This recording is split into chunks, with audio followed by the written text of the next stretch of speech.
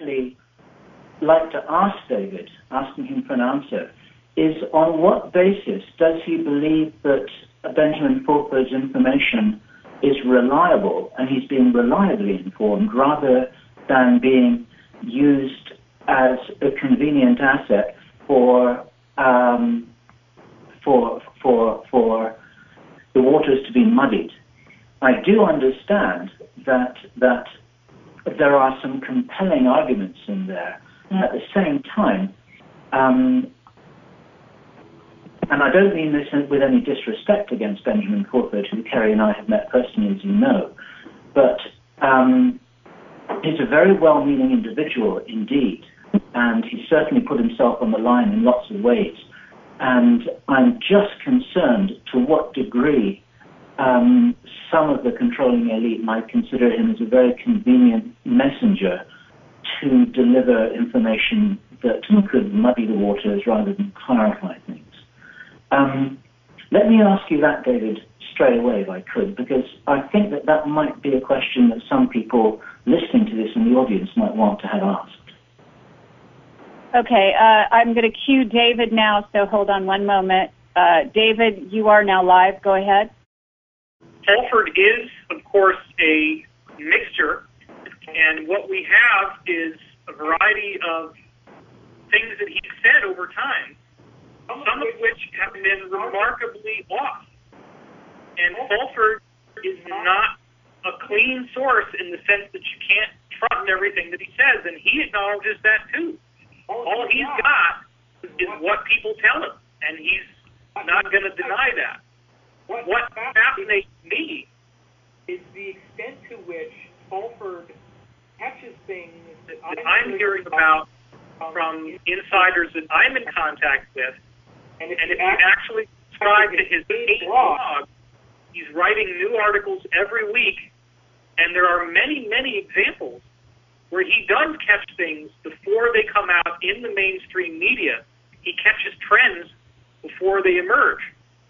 So what I like to use Fulford as is a resource in which I say, if the information that he gives about X, Y, or Z can be correlated with what I hear from other independent insiders, then I have a compelling story. So the reason why the China story is interesting is that, first of all, the missile launch does appear to be something that China did for symbolic reasons, in that they launched it right around on the exact day, the 3-year anniversary that they surprised the U.S. military with that submarine.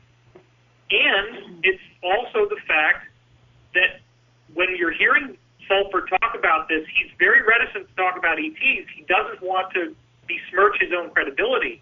He's very, very reluctant. But whoever is telling him this, it correlates very nicely with what I've heard from other sources, vis-a-vis the fact that there has been this initiative from China that has literally scared the crap out of what these insiders think. And one last thing I want to say is another source that's been very reliable, it's been online since the late 90s, is TBR, the Barnes Review is what it stands for, tbrnews.org.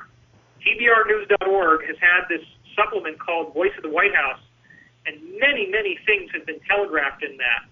And I want to point out, because we were talking about WikiLeaks before, and I think it's important to bring that in right now.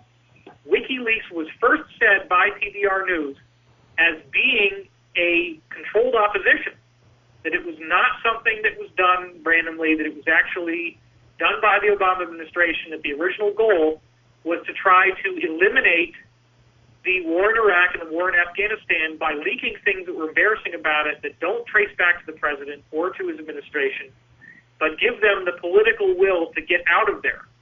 What has happened apparently is that Assange jumped off the rails, and that what's happening with WikiLeaks now is literally terrifying these guys. So that's why you're seeing Assange being attacked. That's why all of a sudden he's being imprisoned on these rape charges. Richard and I were talking about this dead man switch that he has, the 250,000 documents that everybody's downloaded in an encrypted form.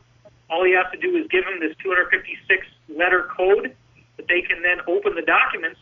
And he's already said that there's extraterrestrial information in these documents, and we don't know to what extent that's in there, but they've only released 1,000 of them so far. So there's a consistent line that shows you if these insiders' toys are being shut down, and of course this includes Great Britain with their nuclear aircraft carrier, the U.S. entire nuclear missile arsenal, having a missile launch in Los Angeles, having the line of fire off the coast of New York. Australia has been attacked with their aircraft fleet. The U.S.'s nuclear power plants have been attacked. Their oil refineries are being attacked. This is clearly being done by someone, and it appears to be a dramatic form of opposition to whatever these guys are trying to do. So I think the war is heating up, and we can quibble about, okay, who's doing this, and is Fulford telling the truth, and is China really behind it? But you can't deny that it is coming right up the back end of the U.S. in a negative way. It's embarrassing. It's devastating because it shows that they... David, I'm sorry, your last sentence was broken off by accident. Go ahead. Could you say that last sentence? So what I said was that because all this stuff is happening out there, and you can see the signs of it happening. We're seeing all these different things that are deactivating U.S. military hardware. This is something tangible we can talk about. Hey, look, we can argue about who's doing it, why are they doing it, but it's happening. You can say, oh, I wonder if it's China. I don't believe in Fulford. I don't think his sources are accurate. Somebody is doing this, and it's very, very bad for the U.S. because none of their toys could be used. Now, devil's advocate position might be, well, maybe the U.S. is doing it to itself to scare us into feeling that we have no defense so that they can then pull out the false flag. All I can tell you is that I have multiple insiders telling me personally, and these are very credible people, that it scared the crap out of these guys because all the classified technology, all the stuff that they would use to fake an alien invasion is also being shut down. So this is a very, very interesting story that involves tangible data of things being shut down that was written about in the media that we can have a discussion about. Okay. Thank you, David. I'm sure that Richard and possibly Bill are chafing at the bit, so to speak, to actually respond. So I'm going to, hopefully people can hear me at this moment. I'm concerned because I don't actually agree with you in your interpretation of some of these things that are going on. And I don't see Brazil, China, and Russia and India as being the ones who have fought against the old world order. My God. Well, that would take a very long time to address, but suffice to say that that I don't see Russia or China as being angels in this equation by any stretch. India is actually much more likely to align themselves with the U.S., in my view. China is also very closely aligned with North Korea behind the scenes, in my view, and so also with Pakistan, which is India's arch enemy, and I have had dreams that have shown me that information also. So now what I want to do is allow Richard Hoagland to speak and address some of the things that you've said, David. Richard, are you there? I am here.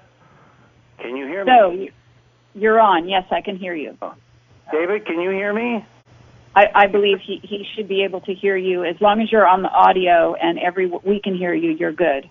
Well, first of all, I'm very glad David has done his homework and actually has kept lists, because I've been doing the same thing, but I don't have them handy, and I didn't think that without the visuals it would really work very well for, in essence, which is radio, to go through long lists of evidence. But if you just, again, my main point is people who do not watch mainstream news need to begin watching mainstream news. Everything that we're talking about this afternoon, in terms of indicators, in terms of, events, casting their shadows before, in terms of disclosure itself, is being triggered and signified and evidenced and leaked and released through mainstream events. Look, you can't have something as huge, as enormous as a hidden history to the entire human race involving dealings with extraterrestrials, whether they be truly aliens or